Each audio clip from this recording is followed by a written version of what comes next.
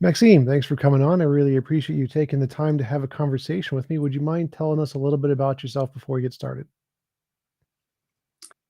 Yes, first I want to giving me that opportunity. As you know, I'm not a career politician. Jump into politics in 2006 at 43 years old, and before that in the private sector in Montreal, in the financial industry for 19 years.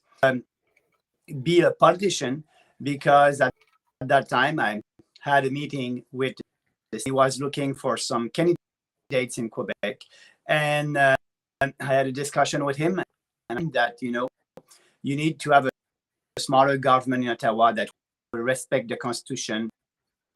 And we had a good discussion, and I decided to be a candidate for the 2006. I was elected until and I was Minister of Industry, Minister for Small Business and Tourism. And after the election of 2019, I didn't win my election at that time. In 2018, I left the Conservative Party of Canada. I tested in 2017. I decided to be the leader of the Conservative Party of Canada, and we developed a very strong markets platform that was very popular. I didn't win with 49% of the vote. To work with the establishment of the Conservative Party of Canada with Andrew Scheer after the next 13 months. And I resigned because Andrew Scheer talked, and I must admit that he was very honest, and he said, Maxime, all of your ideas popular with the membership of the Conservative Party of Canada, but they're not popular with the youth, and we will be in election soon, so we won't take any of your ideas for the next Conservative Party of Canada for the 2019 election. And he was right. He didn't take any of our ideas. I cannot be with them. This party is not conservative. They're doing politics based and focus group, and they don't have any conviction. So I resigned and in the People's Party of Canada from scratch, and we in 2019 1.6% of the vote, and after that our second in 2021 September 2021 we had 5% of the parties growing, and we are doing politics differently, not based on, it's based on convictions and principles. And we created that party based on 4 principles: individual freedom, personal responsibility, respect, and we will always be true to our principles. So I'm very glad I decided to create the People's Party, and this party is growing, and I will travel across the country to build the party to be ready for the next election. Cool. Could you tell me some of your policies and inspirations? What are the things that you would like to accomplish if you were in office? Oh, yeah. But before speaking about policies, we must say, if you're a politician working and with the tribal parties, every election you'll have a new platform. You'll do for change, and you'll have a platform that will be different. For us, it's always the platform that we ran on in 2019 wasn't in 2021, because we are doing politics differently. So all our policies, these 4 principles, like I just said, and they are in line with that. So our policies is to put Canada first, our sovereignty and first.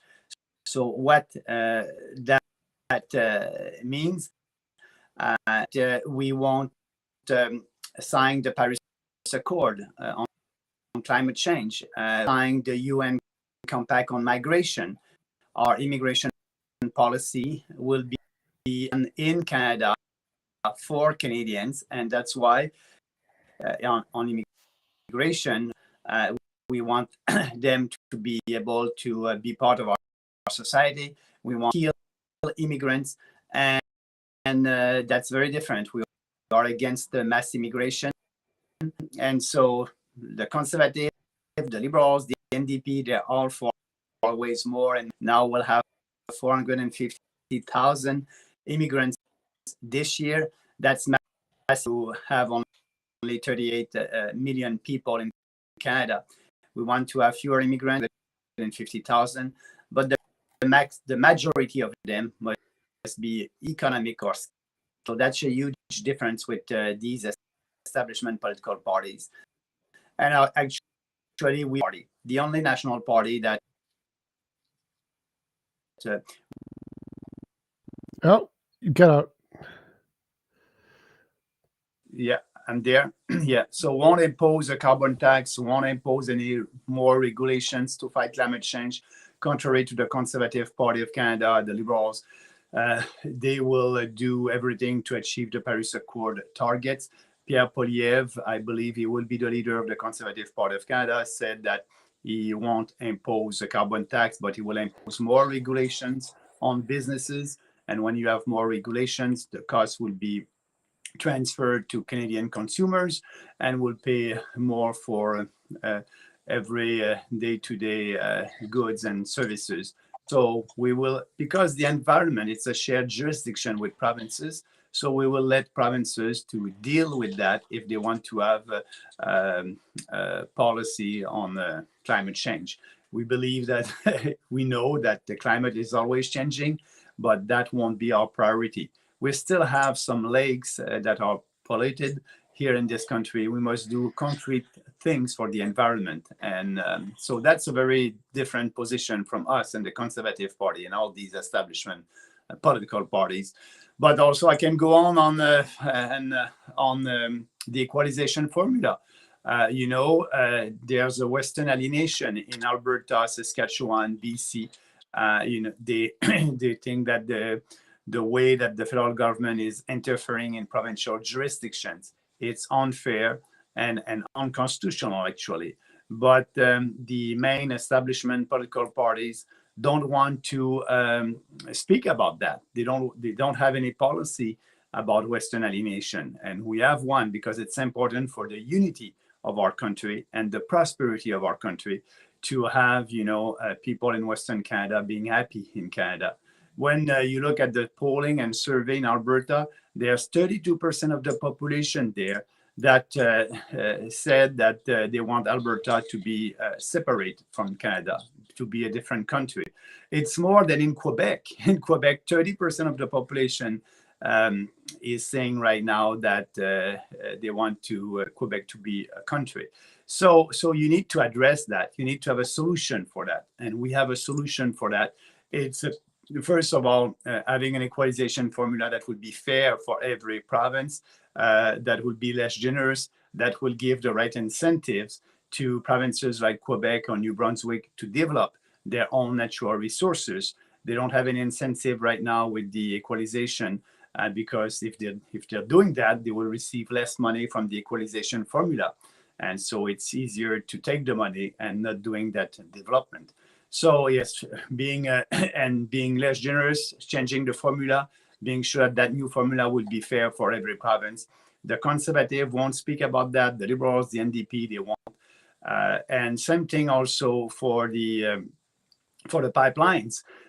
Polivier said during the leadership of his party that he will build pipelines all across the country. But also, I just want to tell you that Harper said the same thing, and he was not able to do that. He was not able to do that because he didn't have the courage to use the Constitution to impose a pipeline on Quebec or on BC. Because, building national infrastructures, it's under the federal jurisdiction. And the only way for the federal government to have the authority on the pipelines or any national infrastructures is to use the Constitution, the Section 9210 in our Constitution.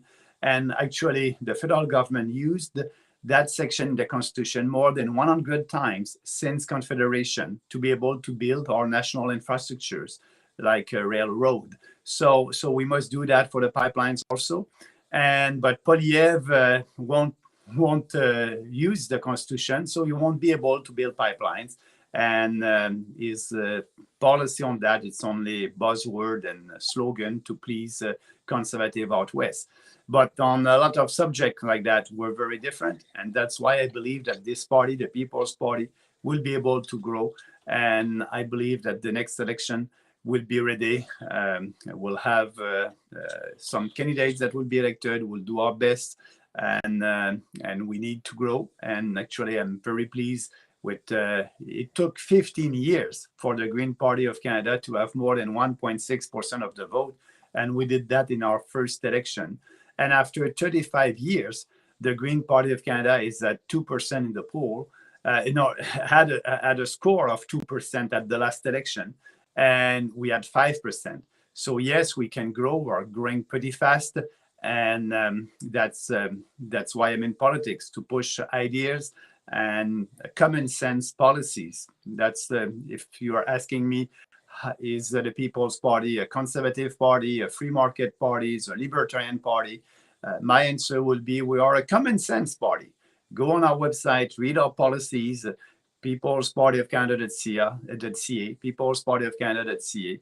Read our policies, follow me on Twitter, and you'll see that it's all about common sense. And we need to do that freedom, common sense revolution, and you can count on us for doing that. So a few questions came in. He's one of my Yes Pivet asks if his part of his plan does would removing all tax exemptions for religious reasons. All taxes. Yeah, what? he's asking about what would you do regarding taxes for religious purposes? Would you remove the exemption for taxes for religious institutions? Okay, religious institution. Okay, that's actually it's mostly at the provincial level. The provincial governments are imposing churches and things like that in different provinces. It's not the same policies. So it's more a provincial matter. But for us at the federal government, we don't have any policies on that. And we need to do our research. So I will ask your viewers to write to us at info@People's Party of Canada about that, giving us more details. If there's a federal tax on that, I might believe it's more municipal and provincial. But if I'm wrong, I want to have more details, and we'll look at it. Cool. Geoff asks, what proof do you have that Polivier will impose more regulations on business? Because he signed the Paris Accord, because he said that he wants us to achieve our Paris Accord targets without imposing a tax. So if he wants to follow the targets and fight climate change, he will need to do something. And yes, the only thing that he can do if he's not imposing carbon tax, it's more regulations, like Andrew Scheer said at the last election. So more regulation on businesses, it's a cost for businesses. And usually businesses will transfer that cost to consumers. So that's why, you just have to look at the basic. So is he supporting Paris Accord or not? Yes, he's supporting Paris Accord. Are we supporting Paris Accord or not? No, we're not. And we're the only party. So that's why he will have to do something. And he will impose regulations because he said he won't impose a carbon tax. Doesn't the Paris Accord have no actual policy requirements? It's just kind of like an ambiguous goal. It doesn't actually say you have to do really anything. Most of the countries who are on it aren't bound by any kind of laws. So does being on the Paris Accord necessarily mean that there are going to be a lot of changes that will affect businesses? Yeah, so you're right about saying that, it's not mandatory. But usually when you sign an agreement, your goal is to follow through that. And actually, China and other countries are not following the Paris Accord. And as you may remember, when Trump was the president of the United States, he said, I won't follow the Paris Accord. But I agree with you. They cannot impose any regulation on Canada or on any country. But because every leader of the national establishment political party are saying that they will do their best to fight climate change and sign Paris Accord, they will have to do something. They're not. That's why I'm able to say, I won't sign the Paris Accord, and that would be it, because that's not mandatory. But usually when you sign a treaty, it's because you want to follow through that. All right. Randolph asked a question. I'm wondering, what is his party stance on abortion? Here in Canada, abortion is protected by the Canadian Constitution. I hope he wants to maintain this. Relevant issue from American standpoint. We just had a pretty big ruling against Roe v. Wade in the Supreme Court, so it's definitely a relevant issue right now. Yeah, so first, I will ask you to go on our website, People's Party of Canada, and read our newsletters that I sent maybe 3 weeks ago on abortion. We actually, we are not afraid to reopen the debate, and we are the only political party that is not afraid of that, because actually there's no regulations on abortion in Canada. Legally, you can have an abortion 2 hours before giving birth. So there's no regulation. We are like, North Korea and other communist countries. All Western countries in Europe, and they all have a legislation on abortion. Usually you can have an abortion the first trimesters. And the second one, some countries will restrict that, other not. But if you look globally, late-term abortion is prohibited in these Western countries. And so what I'm saying that we must have a legislation on abortion. We must be able to have a discussion about it. And that's why the party actually doesn't have any position on abortion. Our candidates can have their own position on abortion because it's a question of conscience. So the party won't have a position on that. I can tell you, at the last election, we had with us candidates that were for pro-life and others were pro-choice. And I told them, it's your personal point of view. You can table a bill on abortion, and we'll have that discussion in Parliament. Actually, for me personally, not the party, but for Maxime Bernier personally, I'm against late-term abortion. You can have 6 months to decide if you want an abortion, but late-term abortion, because at that time, it's a baby, it's a human person, and I believe it's a murder. So I'm against late-term abortion, and I'm against also sex selection abortion. That's my personal choice. But I'm open to have a discussion on abortion in Parliament. Polivier and the Conservative, Polivier is a pro-choice, and Trudeau is a pro-choice, and they don't want to reopen the debate. These two leaders will do everything to stop their members of Parliament to table a bill on abortion. For me, I respect their right. It's every member of Parliament has the right to table a bill on any subject. And so if pro-life or pro-choice PPC members of Parliament table a bill on abortion, we'll have a debate. So our position is we are open to have a debate.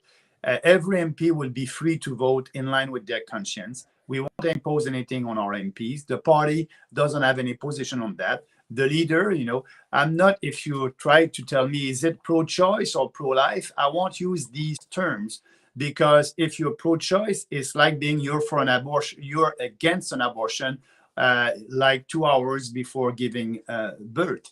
And if you're pro-choice, pro-life, if you're pro-life, you're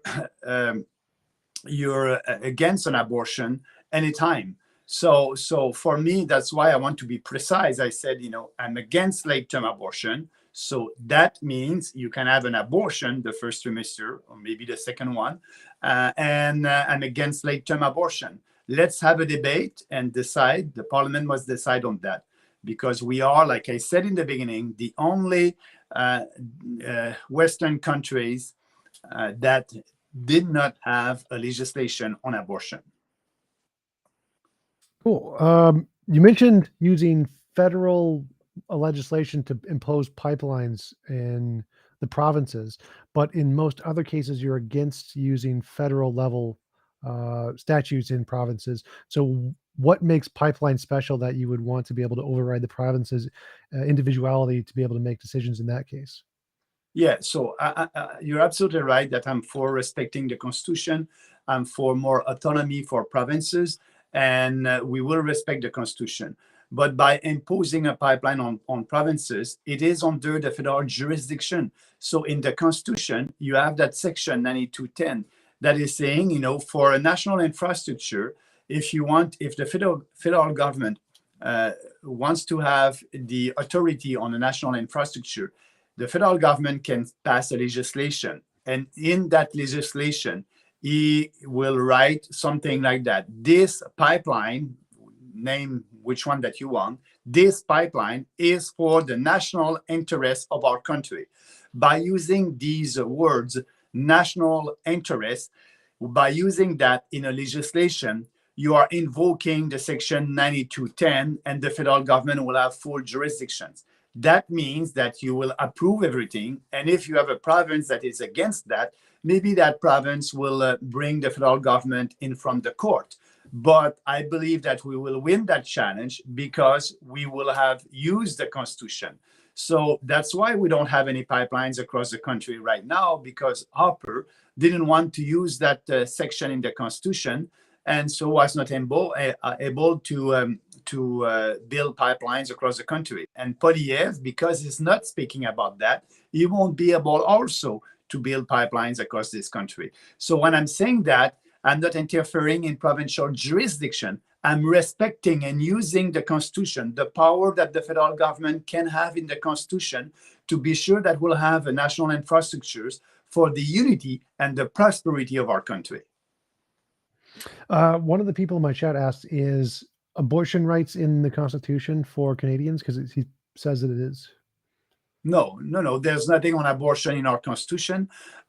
So maybe the Charter of Rights, people for abortion, they're saying my body, my choice. So it's my personal right to have an abortion.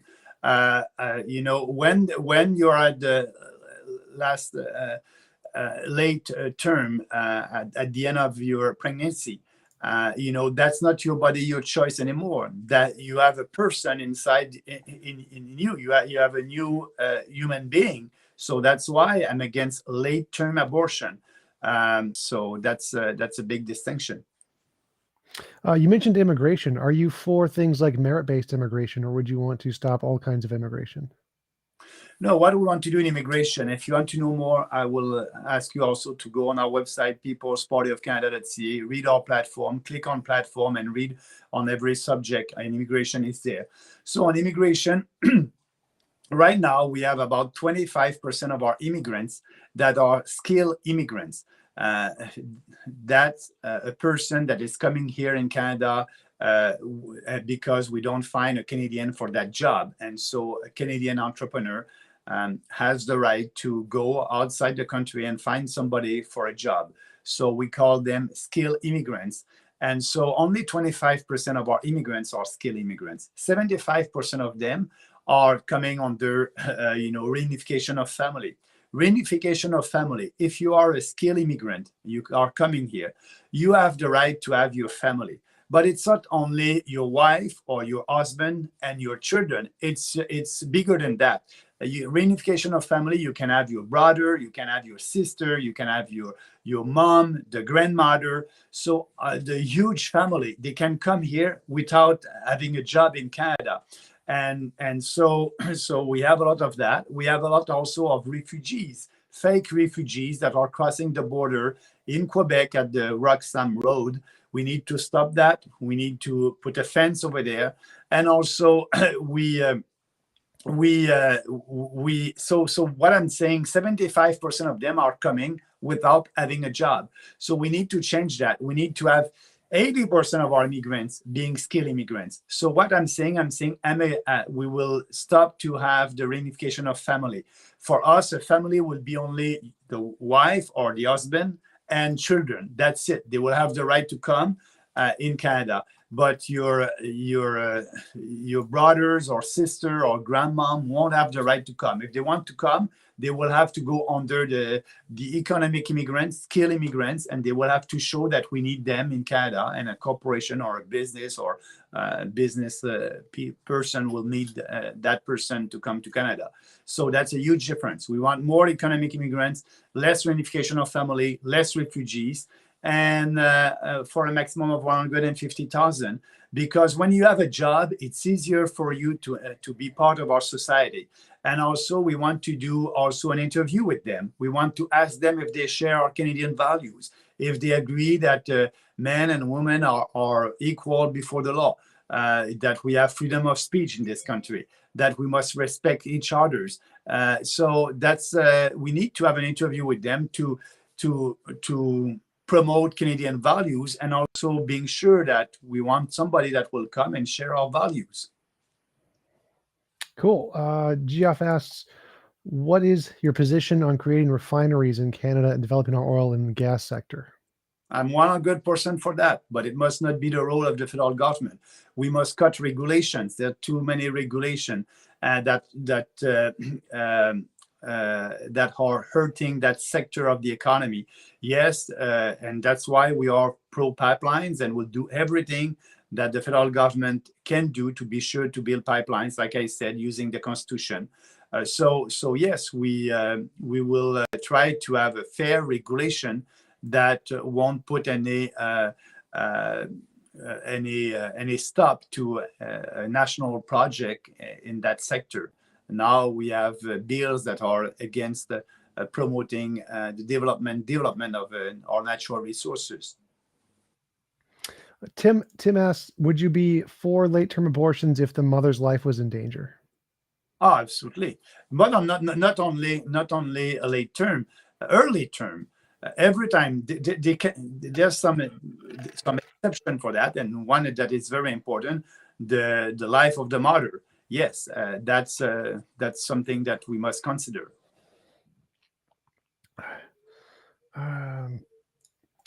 What is your position on like taxes in general? Would you want to lower taxes in every regard?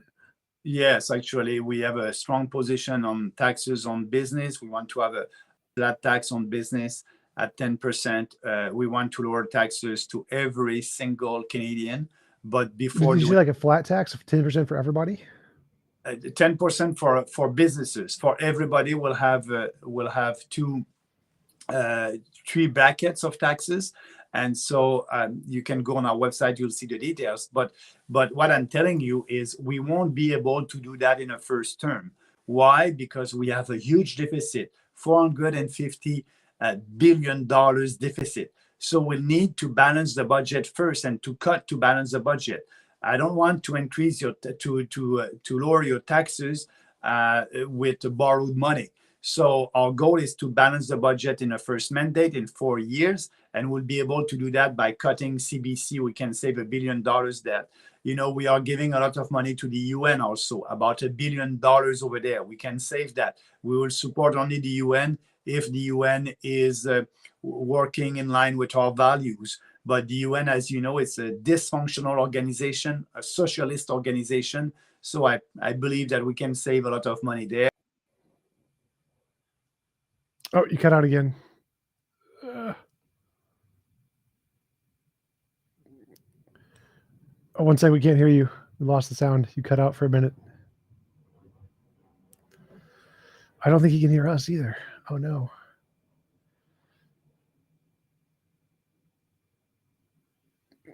Oh, lost sound.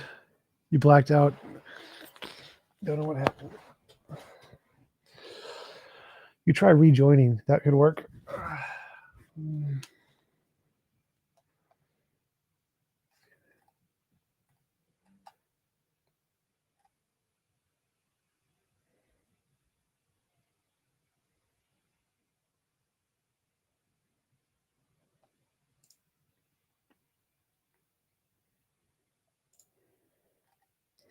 Got your question, Randolph. I'll ask about the CBC. What his position is there.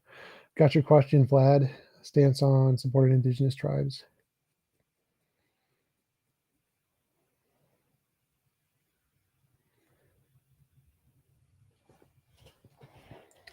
think he was on his phone, so I don't think he has the Control R button.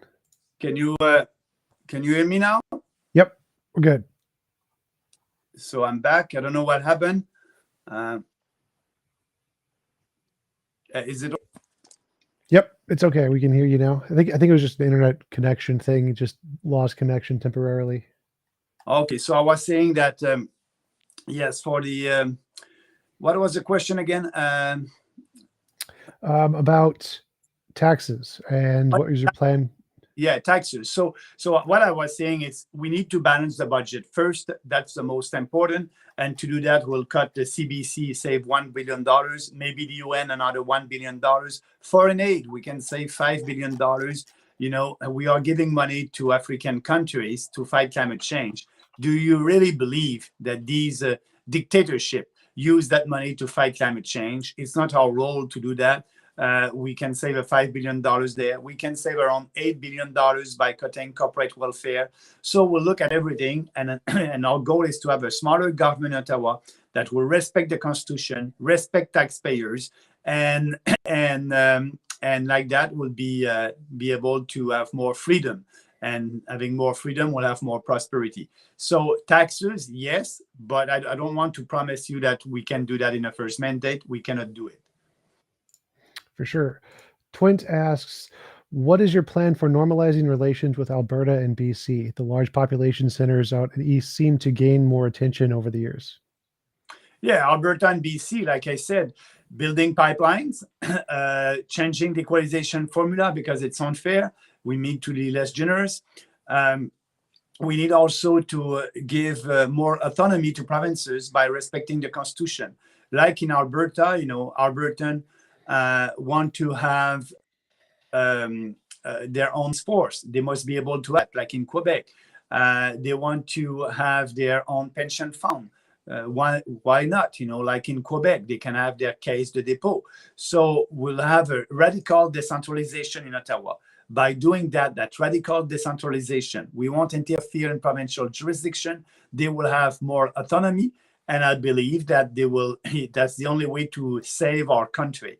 And for people living in out west being happy and proud to be Canadian anymore, to be Canadian more than they are right now. Randolph asked, what is your position on the CBC, the radio station? CBC radio, CBC TV, Radio Canada in French, Radio Canada radio, all that it would be cut. It will save about $1.1 billion, and they will have to raise money from their viewers. And if they're not able to do that, they will go bankrupt. That's it. All right. Vlad asked, what is your stance on helping and supporting Indigenous tribes of Canada? Yeah, we have a policy on the First Nation. We want them to be fully part of our country, and we want to build a new relationship based on respect, and also, the property right on reserve. So there's a lot of changes. We don't have, magic solution for that. What we are saying that we want to abolish the Indian Act. It's a racist act. We must abolish that, and we must replace that by another relationship with the First Nation based on more freedom, more autonomy, property rights on reserve. So we need to have a discussion with them, and we are open to have a discussion for a new beginning with the First Nation. Randolph had a question about the CBC seems to act as an emergency response system to be able to contact people in an emergency. Would you fund a kind of replacement for that if the CBC was defunded? I'm pretty sure that other private broadcaster will be very happy to take that role. Fair enough. You mentioned changing the equalization formula. What is the equalization formula, and how would you change it? Yeah, the equalization formula, it's part of our Constitution, so we cannot abolish it. We can just change the formula. So the equalization is there in our Constitution to be sure that every Canadian will be able to receive the same quality of public services in their province, like health care and something like that. So the equalization is there in our Constitution. So that's for the rich provinces. They are giving money to the poor provinces for them to be able to have the same level of services for their citizens. So that's part of the Constitution, and the federal government is in charge of that. But there's no amount in our Constitution, just the principle of redistribution. It's a redistribution of money from the rich province to the poor one. So we need to respect that principle. But instead of giving, billion of dollars every year to provinces, we can give them only a couple of millions of dollars. So what I'm saying, we need to change that formula, because the way the formula is right now, all the energy coming from oil and gas, it is part of the formula. So if you are in a province that is producing oil and gas, all the income and revenues that the province and the federal government receive from that, from taxes, from that industry, will be part of the formula. But if you are in a province like Quebec, where hydroelectricity is very important, so the energy coming from hydroelectricity, it is not part of the formula. That's why Quebec is a poor province. And when I'm in Quebec and I'm speaking with Quebecers, they know that they're not living in a poor province. We are in a poor province because the formula is unfair. You then take into account the incomes and revenues that the Quebec and federal government received from the hydroelectricity industry. So we need to change the formula. That's why I'm saying we need to change the formula. And actually, only 4 economists understand that formula in Canada. It's so important for the unity of our country that we must change the formula openly, and having a formula that will be that everybody will understand, that will do some redistribution, but that formula must be less generous to give a right incentive to Quebec and New Brunswick to develop their own natural resources. So that's why I'm saying equalization as a principle, it is in the Constitution. If you want to abolish that, you need to reopen the Constitution. If you want to reopen the Constitution, you need the approval of at least 7 provinces representing 50% of the population. So it's very complicated. You won't be able to abolish it. And the federal government can change the formula unilaterally. It's under the federal government. Actually, when I was a minister under the Harper government, Stephen Harper changed the formula to be more generous for Quebec and New Brunswick to buy votes over there. So we won't do that. We're not doing politics to buy votes. We're doing politics based on convictions and strong ideas. And the more we speak about it, I believe that the more people will support us. So more people will support us. So let's change that formula to be less generous. And like that, provinces like Quebec and New Brunswick will have, if they want to receive money, they will have to develop their shale gas or natural gas that they have, that they don't do right now because they're receiving a lot of money from the equalization formula. Vlad asks, are you going to make an effort to put the pipelines in non-Indigenous, like sacred lands, or are you going to try to mitigate that in some respect? Yes or no, because it's not so important, because right now, for the pipeline going to Western Canada, all the First Nation on that trajectory of the pipeline approve it and sign, and they agree with that. That is First Nations that are not on the road of the pipeline, that are against that. So that's why I'm saying it's not so important. Yes, we'll try to have an agreement with First Nation, but at the end, we need to be able to build a pipeline, and if not, we'll use the Constitution, like I said in the beginning. What are some of the other biggest challenges you think Canada is facing right now, given the current political climate? All the socialism and the wokeism, it's a cultural war that we need to do in this country. It's a common sense revolution, a freedom revolution. When you have a discussion about a young boy not being a young boy, or a young girl not being a young girl, when we have discussion about gender, that there's no 2 genders but more than 50. So it's based on science. There's a male and female, and that's it. So we need to have that discussion. When you have guys that are saying they may be a woman and they want to participate in women's sport, It's unfair. It's unfair for women. We need to change that. We need, that's that cultural wokeism that is everywhere in journalism, in parliament, in big business, everywhere, and actually in the school. So it's a revolution, a common sense revolution, and I believe that we are the only political party that is speaking about that. Polivier won't speak about that wokeism. He's afraid of the mainstream media. He won't speak about that because he's afraid to be seen like an extremist in the mainstream media. We're not afraid of the mainstream media. We're doing, we want to communicate to Canadians our ideas, and we believe that we have the best ideas, and we believe that we will be able to grow our party by doing that. And actually, if you look at the past, it was successful from 0% in 2018 to 1.6 in 2019 to 5% in 2021. And step by step, we'll be there. But that's that cultural war, the wokeism that is everywhere. We must fight that, and we will. How are you going to fight it? What policies are you going to put in place to challenge that narrative? But to challenge the narrative and to do, like in the Canadian forces right now, they're not finding soldiers based on their capacity, but because they have to have, more Black people or LGBTQ or things like that. They are promoting people not based on their character or their competence, based on racial difference. And so same thing for the RCMP. We need to change that, and we will. We will ask them, these leaders of the RCMP and the Canadian forces, you must promote people only based on their competence and character, like we did in the past. We can start there, and we can also promote. I understand that what they are in school, they're teaching wokeism over there. You're right, I cannot do anything at the federal level because education is 100% a provincial jurisdiction.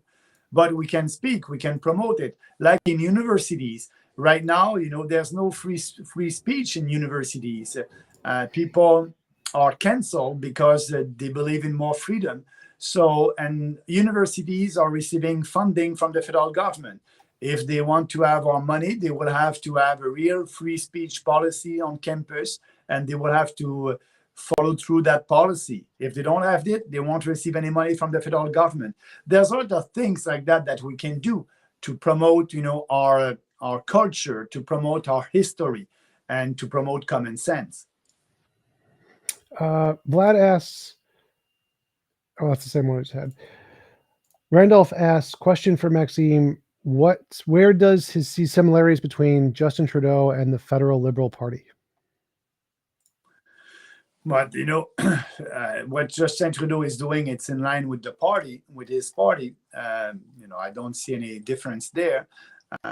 So I don't understand the question, but I can tell you that what Trudeau is doing, if you look at the polls, the Liberals like it, and so I believe that he's in line with his party. That's why, you have more and more of them that are looking at other parties.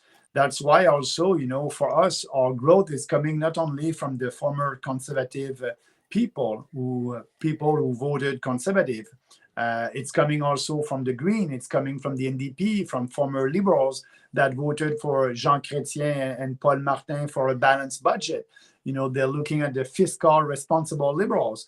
And that's why we can grow, because of our common sense policies. We can attract people with different political backgrounds. And that's helping. Cool. Vlad asks, what is your view on the January 6th events in America, I imagine he's asking about? Yeah, that was not an insurrection first. And, I'm not following that in details. I know that they have a commission over there. We'll see what will happen.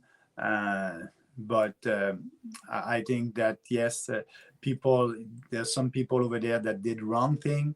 But I don't believe that Trump was the leader of that group. Fair enough. Martin asks, what is your thoughts on separating from the Commonwealth? I don't think it's a priority for our country. Maybe from the Queen, that's another question. We'll see what we have, but I think we can have that discussion in Canada if the head of our state must be the Queen or not. I'm open to that discussion. But the Commonwealth, we're part of, we signed a free trade agreement with the US and other countries, and that's our history. But our relationship with the Queen, when the Queen will die, because I believe she will, and it would be sad, but we'll have to review that. We can have, a governor general that will be appointed by the prime minister and will be the head of state officially, because as you know, in our parliamentary system, the person in charge in Canada is the prime minister. And so that's not the Queen. The Queen is there as the head of state officially, but we can have another person that will play that role. I'm open for that discussion. Okay. Randolph asks to clarify. He says, do you see any similarities with your party and the Liberal Party? Oh, absolutely not on the policy right now, but I'm seeing similarities with people who voted Liberals for having a government that respect taxpayers, balance the budget, and people who are not woke. So that's why we can attract people that voted Liberals. And actually, it happened at the last election. But for our party, if you read our platform, and what the federal Liberal government is doing is the opposite. We were the only party against the mandates since the beginning of that hysteria, COVID hysteria. In March 2020, I said every business is essential. I said that we must reopen our economy. We must not impose any vaccine passport. It was not popular to speak about that, but we did, because we don't do politics based on polling and focus group. Like the Conservative. Polivier and the Conservative were nowhere to be seen in the beginning of the pandemic because it was not popular, because 65 to 70% of the population approved at that time these policies. But when you want to be a leader, you need to lead and show the road and the vision that you have. And that's what we are doing. We are showing our vision. We are showing what we believe in, where this country must go, and it was not with mandates and lockdowns. And I said we must protect the most vulnerable people in our country, older people with comorbidities, and reopen the economy. So that's the way we are doing politics. So that's why you cannot look at our platform and the Liberal or the Conservative one. It's a common sense political party. Randolph just wanted to say he really appreciate you taking the time to provide straight answers to everyone's questions here today. Even though he doesn't agree, he really appreciates, because it's not something we get from politicians that we always get straight answers. So he really appreciates you, and so do I, giving straight answers to the questions. I appreciate that. Yeah, thank you. I won't change like that. That's what I like. That's why I said, if you like me, I hope you're supporting me. If you don't, please don't vote for us. Vote for an establishment political parties. I won't pander to you. I won't try to tell you what you want to hear and doing the opposite after that, like the establishment political parties. Read our platform. I want you to read our platform if you want to know more details. It will be the same platform at the next election. If you like it, support us, speak to your friends. If you don't support us and don't speak to your friends. Yves asks, what would you do if you were in charge of public funds contributed to the Catholic Church? Would you defund it? Well, I don't know what is the amount there. I don't know. Do you think that the federal government is giving funds to the Catholic Church? I really don't know. I need to look at it. If they were, would you defund it? If the federal government is giving money to the Catholic Church, the federal government must give money to other religions also. So that's why I believe we must not give money to any religions, and that's it. I don't. The federal government must not play a role there. What the federal government must do is to promote freedom of thought. It is to promote, religious freedom, and not imposing our point of view to Canadians, our religions to Canadians. That makes sense. Twent asks, is free speech a federal or social issue? Is canceling the same thing as incarceration? Yeah, free speech is part of our platform. Actually, what we have right now, we have political repression. And, when I was in Manitoba last year during the summer, I tried to do a rally over there, and I was arrested, handcuffed, and put in jail for a non-crime after a political gathering. That was political repression. I was in jail for 12 hours. And so that's happening in Canada right now. They're doing that in authoritarian countries and not supposed to be in Canada. So they did that to me because they didn't want me to have a big rally in Winnipeg at that time. And the only way to stop me was to put me in jail. So yes, we must promote freedom all the time. It's not only the role of the federal government, but that must be the role of provincial government. They must respect our constitution. And the constitution apply for everybody in Canada. So yes, our goal would be to promote freedom of speech and to respect and follow our constitution and our charter of rights and freedoms. GF asks, can you give one positive position about each of your opposing parties, the Liberal, CPC, and NDP? Like, what is one position that you would agree with that they hold? Oh, that's a tough question. That's a tough question. The Liberal, oh my God. I try to... I don't see anything. Justin Trudeau said that the budget would balance itself, and now we have a huge deficit. Now we are paying for that with the inflation tax. It's because of Justin Trudeau that we have that inflation, about 8.1%, and the real inflation must be around 12%. So I don't see anything good over there. And the Conservative, they don't have any conviction. They're doing poll every day, and they're telling you what you want to hear today. They're not leading.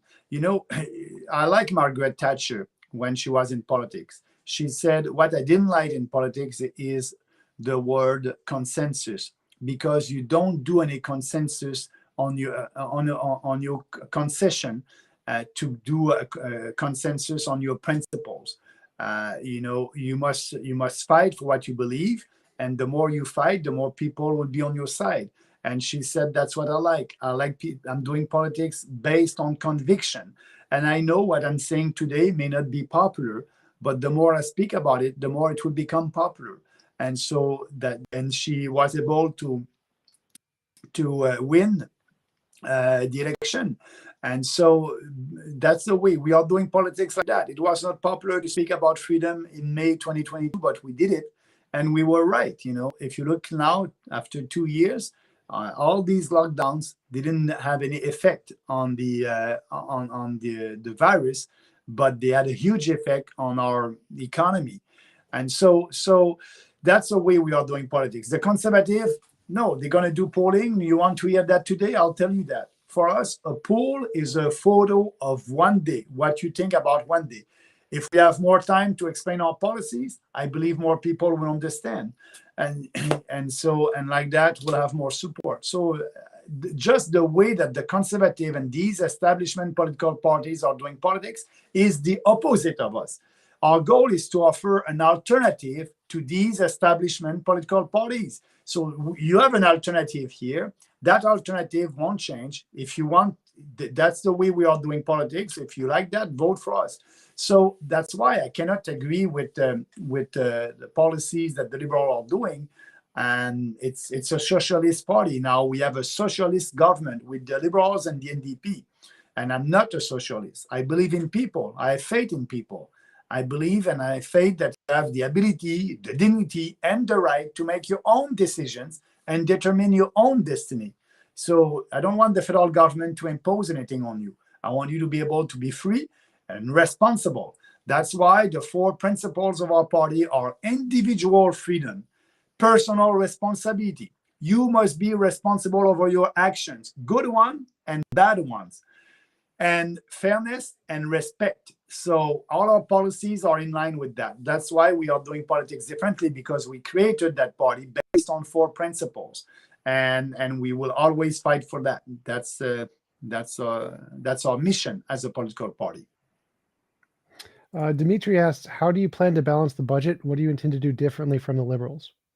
Well, I just spoke about that a little bit earlier. Maybe he was not with us, but we can cut a lot. CBC 1 billion, UN 1 billion, foreign aid 5 billion, corporate welfare 8 billions. We'll do all that, and we'll be able to balance the budget in 4 years for sure. You mentioned corporate welfare. What kind of things are you going to do to end the corporate welfare? It's unfair that a big corporation will have subsidies from the federal government, but a small store in your city won't be able to have any subsidies, because they cannot have a lobbyist in Ottawa that will lobby the federal government and ask them. SNC Lavalin, all these big corporations received a lot of money in subsidies and loan and things like that. We must cut that, and that's unfair. That's unfair for the small business. That's why we'll save a lot of money, and the system would be fair for every business when we'll do that. What's your position on healthcare? Are you for the single payer system, or would you want to implement something more like the American system, or like a privatized system? No, I'm not for the US system. I'm more for the European system. When you have a universal coverage, everybody has a universal insurance, and they have the choice to go to a private clinic or to go to a public hospital. And there's no waiting list in Europe when you have that system. It's more efficient. But the federal government does not control the health care. It's 100% a federal jurisdiction. So what we must do, we must give the right incentive to provinces for them to be sure to look at maybe a more effective system. Right now, because of the waiting times that you have for surgeries here in Canada, you as a citizen, as a Canadian, you don't know who to blame for that. Is it the federal government because the federal government is not giving enough money to your province? Or is it the provincial government because the provincial government is not able to manage the healthcare system efficiently? So I want you to know who to blame.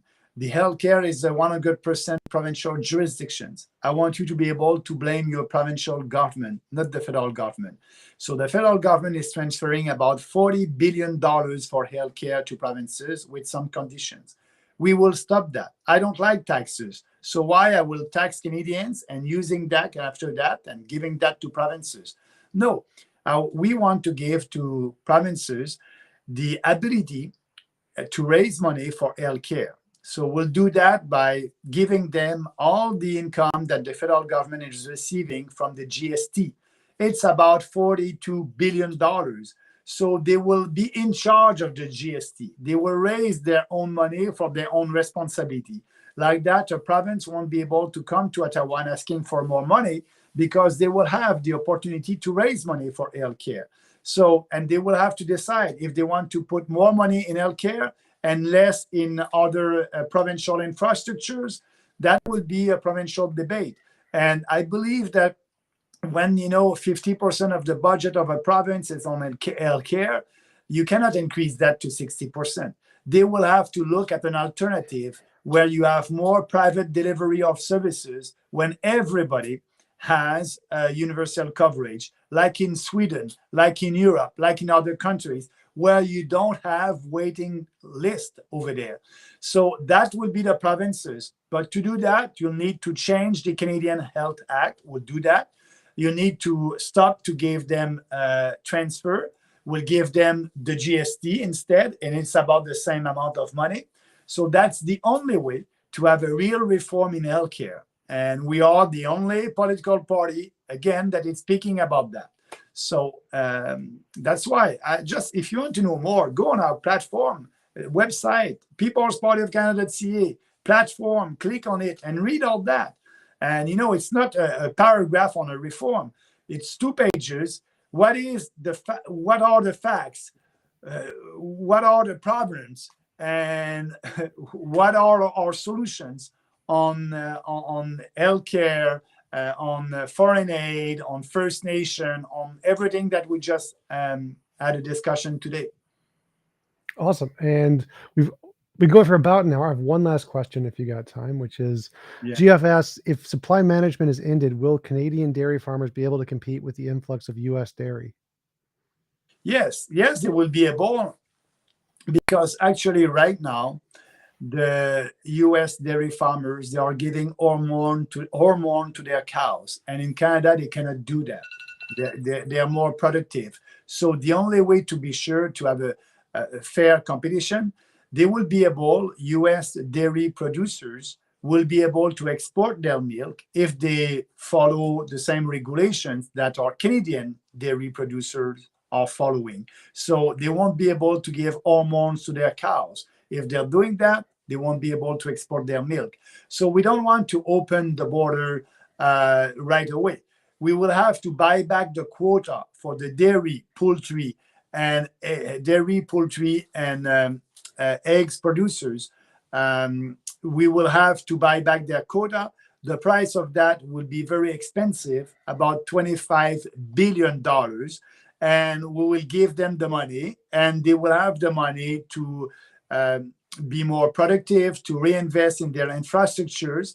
And maybe after 5 years, we will open the borders and they will have more competition coming from other countries if these countries respect our legislation. If not, they won't be able to export. But we won't be able to do that in our first mandate because the cost of that reform is too expensive. And so that's why I said the first mandate will be to cut, to balance the budget. And after that, we'll lower taxes. And after that, we'll do that reform. GF wanted to say thank you also for your direct answers. Everyone in the chat is really appreciative of the direct answers from politicians. It's very unusual to have that. So again, thanks again for being willing to have this conversation and answer questions so directly. Thank you. I appreciate that. And if they want to follow me, every 2 weeks, Thursday night, I have my Mad Max live. It's a 1-hour show. I'm also answering questions and we have the discussion. So the next one will be this Thursday at 7:30 p.m. So they can follow me, and they can follow me on Twitter also. What I'm saying on Twitter, on Facebook, on all these social media, it's about the party. It's to promote our ideas. Awesome. Thanks again. It was a great conversation. I really appreciate you coming on. If you want to give a shout out to where people can find your website one more time. Yeah. So thank you for having me today. Very pleased. That was fun. And I hope I'll be able to do another show with you later. We are always open for that. So but people can follow me on Twitter, Maxime Bernier. They can follow me on Facebook, also People's Party of Canada, Maxime Bernier. They can go on the website, peoplespartyofcanada.ca. They can register on our newsletters, and every week they will receive our newsletter. So if they want to know more, they can write to us also at info@peoplespartyofcanada.ca. It can take maybe 3 or 4 days to answer your emails, because the good news is we are receiving a lot of emails, and our goal is to answer every one of them, and that's what we are doing. So thank you very much, and let's stay in touch. Absolutely. Thanks again for coming on, and I hope you have a wonderful day. Thank you.